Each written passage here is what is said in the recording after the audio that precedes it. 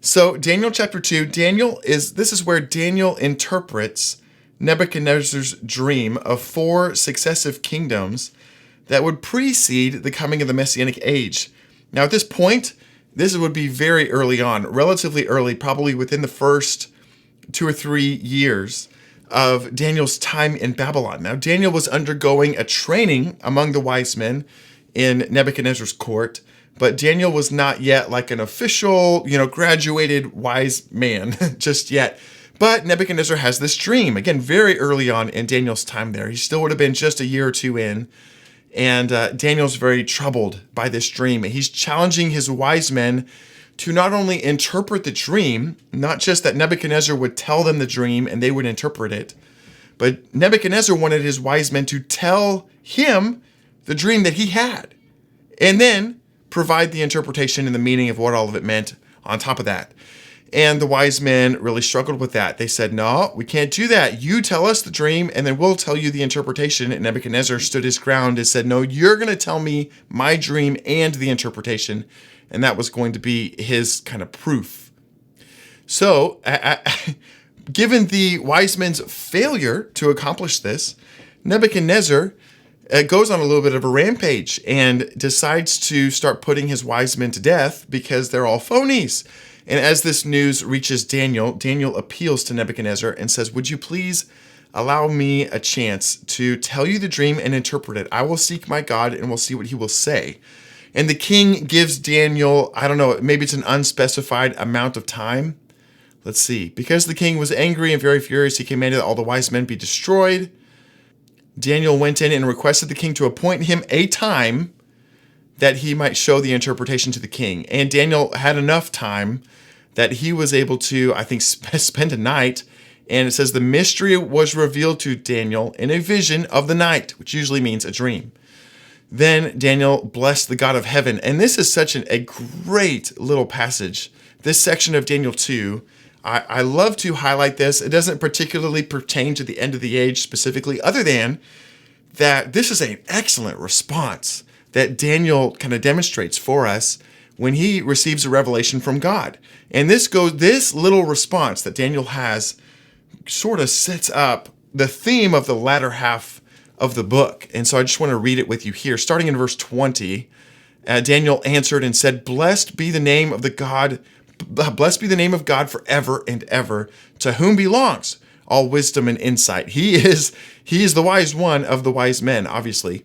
He changes times and seasons. He removes kings and sets them. He removes kings and he sets them up. So those times and seasons are kind of like the coming and going of not just the seasons of the year, but even the rising and falling of kingdoms on the earth. He gives wisdom to the wise and knowledge to those who have understanding. This section here, this is astounding, because not only does God control the times and seasons and the comings and goings of kings and kingdoms, but he imparts that. He makes that known to his prophets. And that's a very important lesson for people who are loyal to the covenant, those who want to be a prophetic witness, to glean from Daniel's example and from his story. And the fact that God reveals these things to his prophets, to his people, should serve as a remarkable invitation for us to seek God for understanding about how his biblical narrative is unfolding in our day. Daniel did this just now here in Daniel chapter 2, and that should encourage us to do the same thing so that we might experience and see what God is doing in our generation. What are the times and seasons of my generation? And what are the times and seasons of my children and my grandchildren? That's remarkable and becomes one of Daniel's real kind of life lessons that we learn from his entire book. So amazing. He reveals the deep and hidden things. I almost said the heap and didn't, but no. He reveals the deep and hidden things. He knows what is in the darkness. The light dwells within him. To you, O God of my fathers, which would be, Daniel's in a foreign land, so he's really reaching to the God of his fathers. I give thanks and praise, for you have given me wisdom and might, and you have made known to me what we asked of you, and you have made known to us the king's matter. So therefore, Daniel goes on, he gets his appointment with the king, and he goes on to tell the king his dream. So this is where we're going to jump in verse 31 and 32. And that's kind of the bulk of what I wanted to just reference briefly here in the notes. We're not going to spend much more time in chapter 2 at all, other than just to run through quickly how Daniel explains this kind of statue that Nebuchadnezzar sees in his dream, that it is comprised of 4 parts. There's the head that's made of gold, the chest and arms of silver, the middle, kind of the torso and thighs, of bronze, and then the legs and feet that are a composite of iron and clay. And then, of course, there's this stone that was cut out by no human hand, and it strikes that statue on its feet of iron and clay, and it broke them into pieces. And then the iron and clay and bronze and silver and gold, all of them together, were broken into pieces by this stone that was cut by no human hand. And they became like chaff in the summer threshing floors, and the wind carried them away so that there was no trace of them that could be found. And then Daniel goes on to kind of give the interpretation. What are we talking about here? Well, Daniel reveals that, number one, Nebuchadnezzar is the head of gold. Like very, very clearly. You, O king, you are the head of gold. Another kingdom inferior to you that will arise after you is that chest of silver. And then the third kingdom of bronze comes after that kingdom. And then there's this fourth kingdom. And Daniel gives a lot of extra detail about that fourth kingdom. And there's a reason for that, because that fourth kingdom is not only a historical kingdom, but it is meant specifically to be a foreshadowing of a very rebellious and aggressive kingdom at the end of the age, that we're meant to draw some parallels and learn from the historical foreshadowing so that we might be prepared for when it reemerges at the end of the age. Because why? How do we know that there's historical foreshadowing involved? Well, because of what happens with that uncut stone. That stone that's cut by no human hands represents the second appearing of the Messiah to establish the Messianic age. And so as the Messiah arrives to destroy that final fourth real egregious and aggressive kingdom, that is one of the key indicators where we know this is more than just a historical kingdom back in history, but this is related to the Messiah's second coming. And that's one of the reasons why we want to pay special attention to it. And later chapters in Daniel are going to go on to reinforce this a lot more. So I put a little bit of notes about Daniel's explanation there in the notes. I don't want to cover all of it because we're going to get more into it when we get into Daniel 7. And I talk about that a little bit more in the notes, so you can kind of see it a lot more neatly kind of outlined there. But let me just read this part here toward the end about the Messianic age. This part we know is yet unfulfilled, just because of the characteristics of what Daniel describes have yet to ever happen in history. So let's just read it briefly, and then we'll skip ahead to Daniel chapter 7. And in the days of those kings, the God of heaven will set up a kingdom that shall never be destroyed. Now, obviously, that has yet to happen. If you were even to argue that the Jews coming back out of exile or being delivered from Antiochus Epiphanes or whatever kind of historical example that you want to provide, definitely did not result in an everlasting kingdom being established. And we know that because Rome demolished Jerusalem in 70 AD. So certainly anything before that couldn't be counted.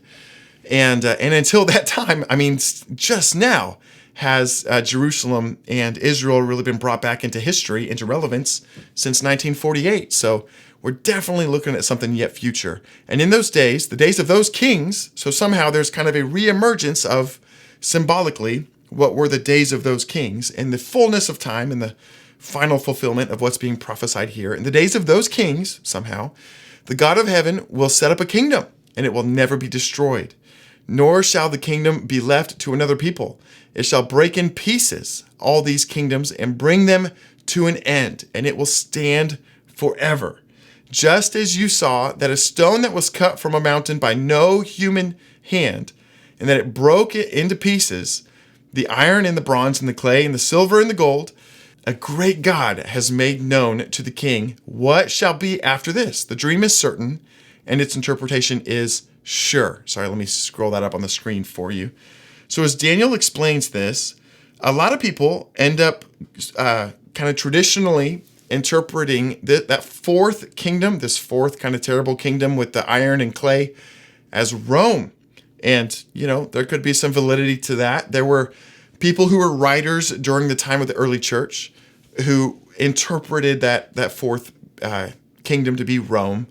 But how could Rome be the fourth kingdom if the Messianic age is not what succeeded Rome? I mean, this kingdom, the kingdom of God with his Messiah ruling from Jerusalem, as we've come to understand from all the prophets that have come before Daniel, that is not what succeeded Rome. Let's say in the first century or at any point, since Rome, existed long after that. So while Daniel's later chapters are definitely going to help us answer this question and get more clarity about this, we are also helped by the explanations of Isaiah and Jeremiah, who preceded Daniel.